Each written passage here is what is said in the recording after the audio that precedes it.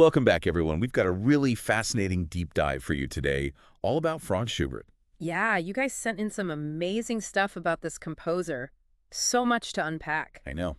I'm already hooked. Didn't know. Like, Schubert wrote over 1,500 pieces of music before he died, and he was only 31. It's crazy, right? Talk Yeah. about prolific. It's mind-blowing. And over 600 of those were Lieder, those art songs where he sets poetry to music. He was really a master of that form, bridging the gap, you could say, between the classical and romantic periods. Oh, tell me more about that.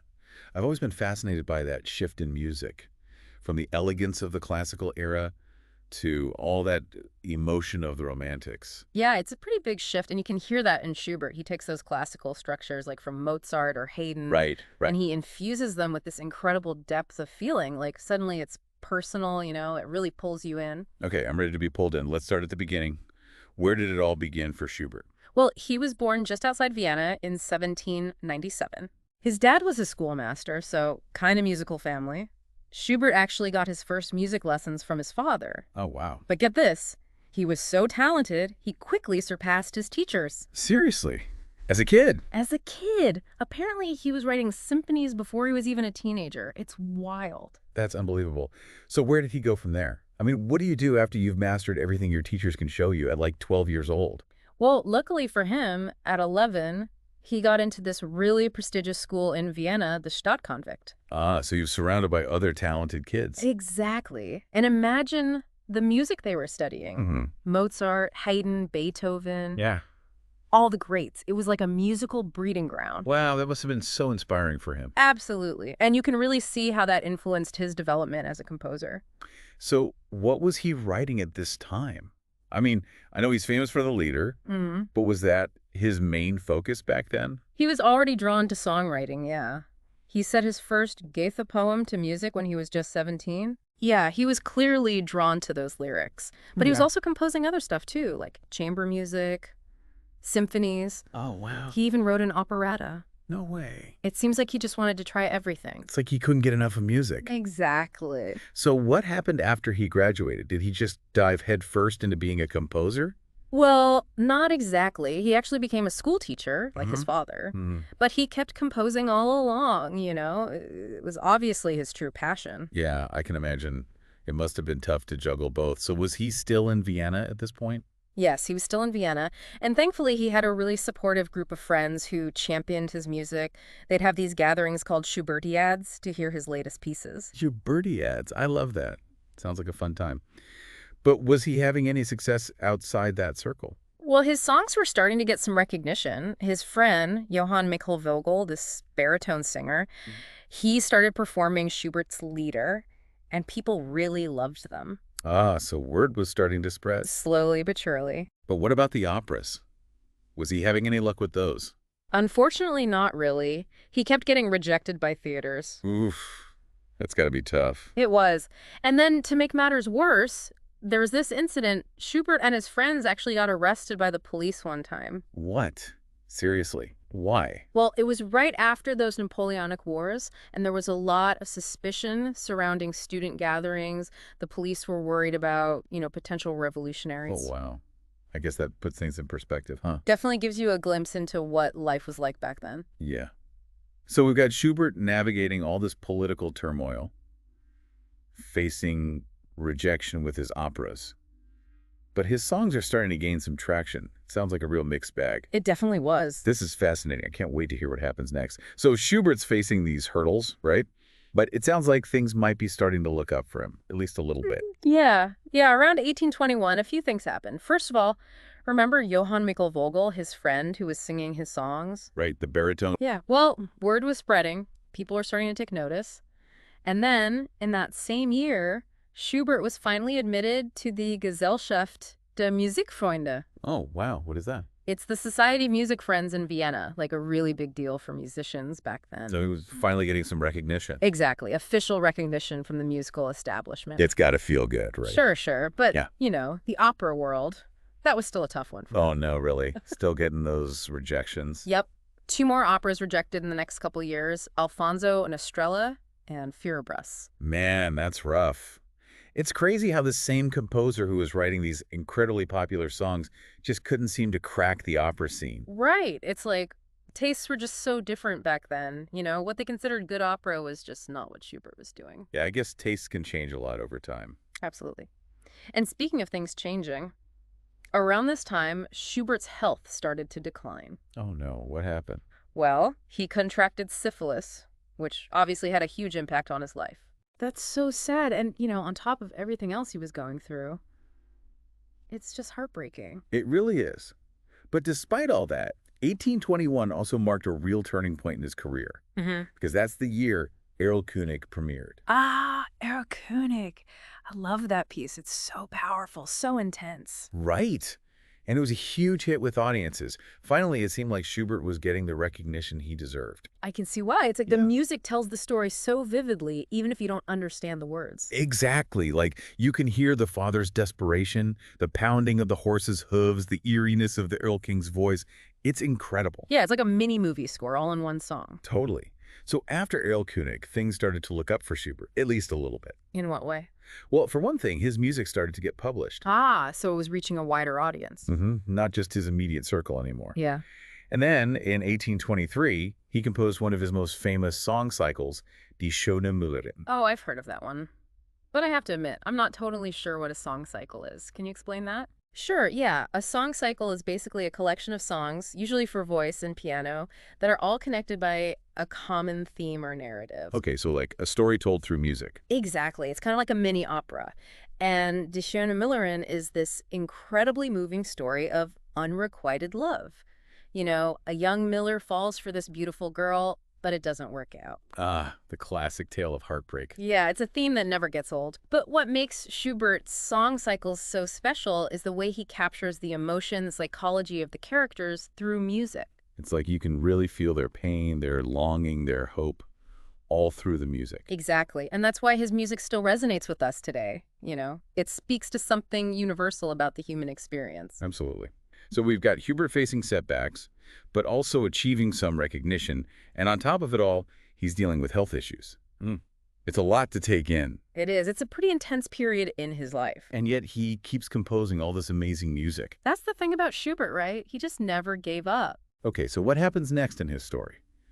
We left off with him finally getting some recognition and his health starting to decline. What comes after that? Well, things actually started to look up for him personally around 1824.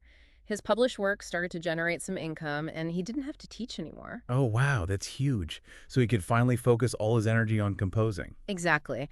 And you can really see that reflected in his music from this period. He starts composing all these amazing chamber works. Okay, I'm going to be honest. I don't know much about chamber music. What does that even mean? Is it just like smaller orchestral pieces? Not really. Chamber music is specifically written for a small group of musicians, often with just one instrument per part. Okay, so like a string quartet or something. Yeah, exactly. So you've got these small ensembles, and it creates this really intimate, conversational kind of music. Interesting. So what kind of chamber works was Schubert writing at this time? Oh, some real gems. The string quartet in A minor, the octet in F major, and then there's the one everyone knows, the string quartet in D minor, nicknamed Death and the Maiden. Death and the Maiden. That sounds pretty intense. What's the story behind that nickname? Well, the second movement of the quartet is based on one of Schubert's earlier songs, also called Death and the Maiden.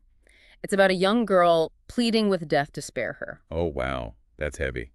So he's taking these themes from his vocal music and incorporating them into his instrumental works. Yeah, he was really good at that, blurring the lines between genres, finding new ways to express himself. And all this is happening in his mid-20s. Right. It's incredible how much he accomplished in such a short time. It really is.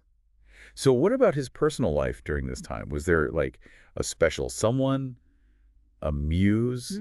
All those romantic composers had muses. Well, there's a lot of speculation about his feelings for one of his pupils, a young countess named Caroline Esterhazy. Ooh, a countess. Sounds intriguing. Yeah, some people believe he was secretly in love with her. Ah, a forbidden romance. Classic. Any evidence of this or just rumors? It's hard to say for sure, but some historians point to his Fantasia in F minor for piano duet as a possible dedication to her. Interesting. So maybe he couldn't express his feelings directly, but he poured them into his music? Maybe. It definitely adds a layer of mystery to his story. And then there's this verse by his friend Edward von Bauernfeld that seems to hint at Schubert's unrequited love. Oh, what does it say? Let me see. It goes, "In love with a countess of youthful grace, a pupil of Galt's, in desperate case young Schubert surrenders himself to another, and fain would avoid such affectionate pother." Wow, that's pretty clear, isn't it? Of course, Schubert. Yeah, it seems like his heart was definitely aching. Hmm. But hey, maybe that heartache is what fueled some of his most beautiful music. True. So while his love life might have been a bit messy, it sounds like his creative life was still going strong. Oh, absolutely. And you can't talk about Schubert without talking about his symphonies. And 1825 is a really key year in that regard. Why is that? Well, that's when it's believed he started sketching his Great C Major Symphony. But here's the thing. It wasn't actually finished until 1828, and it was never performed publicly during his lifetime. What? Why not? That seems crazy. I know, right? We don't know for sure why, but there are a lot of theories. Some people think the orchestra back then found it too challenging. Really? It's that hard to play. Well, it's definitely a complex piece. Others think maybe Schubert just didn't have the right connections to make the performance happen. Whatever the reason, it's a shame that this masterpiece was hidden away for so long. It's like a lost treasure until it was rediscovered decades later. Exactly. And it wasn't until then that people really started to appreciate just how brilliant this symphony was. It's wild to think how much of his music was almost lost to history. So is this Great C Major Symphony the one that's sometimes called Symphony Number 9? I've seen it listed as other numbers too, which is confusing. Yeah, the numbering of Schubert's late symphonies is a bit of a mess. Because a lot of them were only published after he died, it's hard to know exactly what order they were written in. Oh, so it's like a musical puzzle. Exactly. And it's not just the Great C Major Symphony that has this problem. The Unfinished Symphony, the one he started in 1822, is also listed as different numbers depending on who you ask. Oh, right, the Unfinished Symphony. 2 movements and then nothing. I always wondered about that. Why didn't he finish it? Nobody knows for sure. There are lots of theories, of course. Maybe he just got distracted by other projects, or maybe he got sick, or maybe he intended it to be a 2-movement work all along. It's a mystery. And sometimes it's better to leave a little mystery. Maybe, but it definitely makes you curious, right? Totally. So we had these 2 symphonies, one completed but never performed, one unfinished, both shrouded in mystery. It's like there's a whole hidden story there, just waiting to be uncovered. It makes you realize how much context we need to really understand a piece of music, like knowing about the composer's life, the time period, all of that stuff. Absolutely. It all adds layers of meaning. Okay, so what else is happening in Schubert's life around this time? Anything besides these symphonies? Well, in 1824, he went on a trip to Zaliz in Hungary. Ooh, a trip. Was this a romantic getaway with the Countess? Nope, not quite. He was staying with the Esterhazy family, but it wasn't a romantic trip. But it was a musically significant trip because that's where Schubert was introduced to Hungarian folk music. Ah, so he was exposed to all these new sounds, new Oh, rhythms. exactly. And you can really hear that influence in some of his music from this period, like the Divertissement à la Hongroise, which is obviously inspired by Hungarian music. Yeah, the title kind of gives it away. Right, but you can also hear those Hungarian flavors in other pieces, like the string quartet in A minor, which is sometimes called Rosamund. So even though he was dealing with all this personal stuff, the opera rejections, his health, he was still finding ways to push his creativity forward. Exactly. He was always looking for new inspiration, new ways to express himself through music. It's pretty inspiring when you think about it. So much talent packed into such a short life. Absolutely. And we've only just scratched the surface of his music. I know, it's amazing to think how much he accomplished. And we still have more to cover. This is incredible. It is amazing how much he accomplished in such a short life, and we still have more to cover. This is incredible. It really is. And, in a way, the most fascinating part of Schubert's story comes after his death. What do you mean? Well, while he was definitely admired by his friends and the people who knew him, he wasn't really famous during his lifetime. Oh, that's kind of sad, right? All that talent. Yeah, it is. But it wasn't until decades after he died that people really started to discover his music and realize how brilliant he was. So how did that happen? Hmm. How did his music go from being practically unknown to becoming, like, world famous? Well, you have to remember, this was before recording technology, before the internet. There was no Spotify, no YouTube, no way to instantly share music with the world. Right, it's a totally different time. So how did people even hear his music back then? Mostly through live performances and sheet music. But a lot of Schubert's compositions, they just existed as handwritten manuscripts. They were tucked away in people's homes, in libraries, sometimes even lost altogether. So it's like a musical treasure hunt. Exactly. And thankfully, there were people who were determined to find these lost treasures. One of the key figures in this rediscovery was Robert Schumann, the composer. Oh, wow, Schumann. So this is like a composer recognizing the genius of another composer. Exactly. Schumann was visiting Vienna in 1838, and he stumbled upon the manuscript for Schubert's Great C Major Symphony. The one that was never performed during Schubert's lifetime. That's the one. Schumann was blown away by it. He knew it was a masterpiece. So he took the manuscript back to Leipzig, where it was finally given its premiere performance, conducted by Felix Mendelssohn. Wow, talk about a historical moment. It was, and the audience loved it. People were just amazed by the power and beauty of this lost symphony. It's like Schubert was finally getting the recognition he deserved, even though he wasn't around to see it. It's bittersweet, for sure. But that performance really sparked a renewed interest in Schubert's music. People started asking, what else is out there? And that led to more discoveries. Absolutely. Music historians and composers started going on expeditions to Vienna, searching high and low for lost Schubert manuscripts. That's incredible, like a real-life musical treasure hunt. It was, and they found so much amazing stuff. Symphonies, operas, chamber work, songs. It's thanks to their efforts that we have access to so much of Schubert's music today. It's amazing to think how close we came to losing all those masterpieces. I know, it's a sobering thought. But thankfully, Schubert's music was saved from obscurity, and now it's enjoyed by people all over the world.